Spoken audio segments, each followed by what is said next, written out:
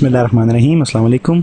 Learning Photoshop DVD 3 में हम लोग ये जो ट्यूटोरियल शुरू करेंगे ये है आप लोग किस तरह अपनी इमेजेस को डिटच कर सकते हैं और आप इसमें जो भी आपको डॉट्स और स्पॉट्स नज़र आते हैं, ब्लैक हेड्स नज़र आते हैं या पिंपल्स नज़र आते हैं या कोई आपके चेहरे पे निशान है, आप उनको किस तरह रिमूव कर सकते हैं।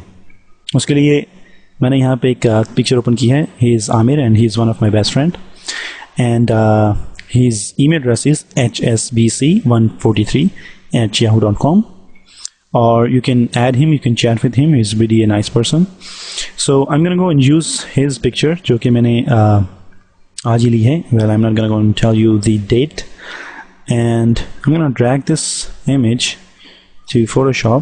Alright, so we have got his picture here, और हम लोग अपनी जो setting है in Photoshop, I'm gonna make it to default workspace और मैं यहाँ से अपना मैग्नीफायर लूँगा which is my zoom tool, जो कि आप अपने कीबोर्ड से Z प्रेस करके भी ले सकते हैं।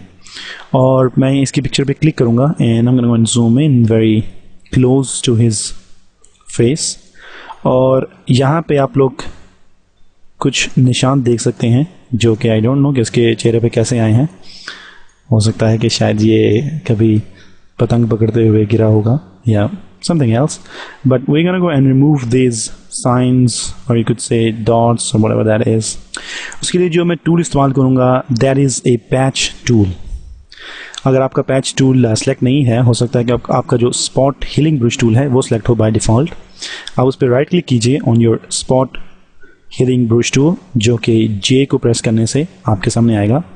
If you are working with move tool, you press J so you can see spot healing brush. Alright, I'm gonna go and choose my patch tool, और मैं यहाँ से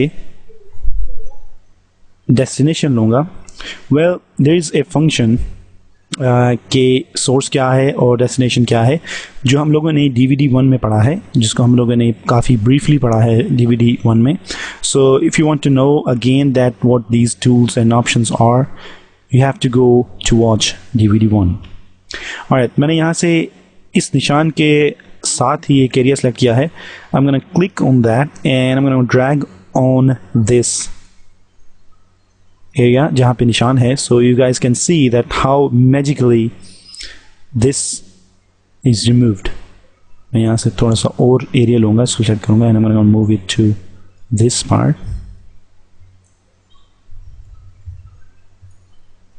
Try to make as close as you can, and I'm going to take this area.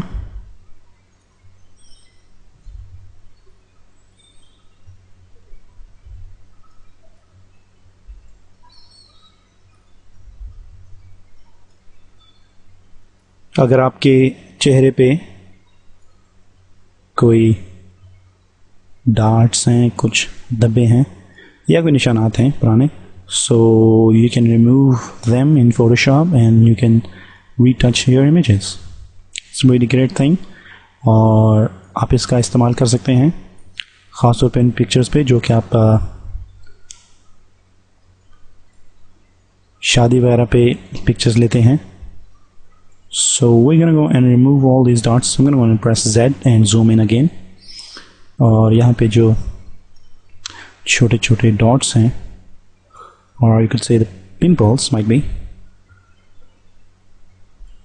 Well, ये picture हम लोगों ने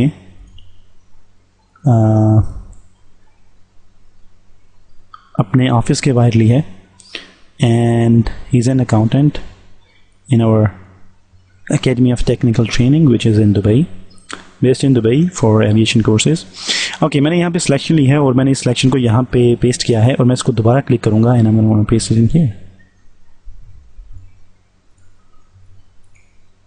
So अगर आप अपनी पिक्चर्स को टाइम देंगे और आप उनको काफ़ी डिटेल में साफ़ करना चाहते हैं, so you have to give like 1 hour and more than 1 hour, so you guys can see a whole new look into your images.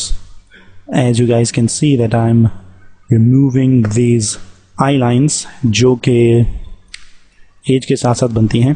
Well, he's not that old, but he's young and he's very talented.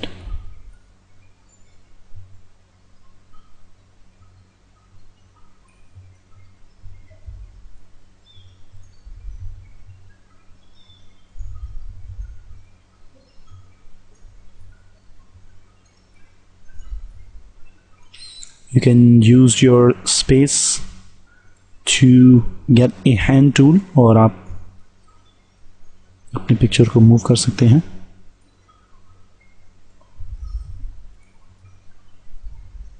ये जो patch tool की setting है और इसका जो काम करने का तरीका है, it depends on your computer speed. So we can remove very big dots.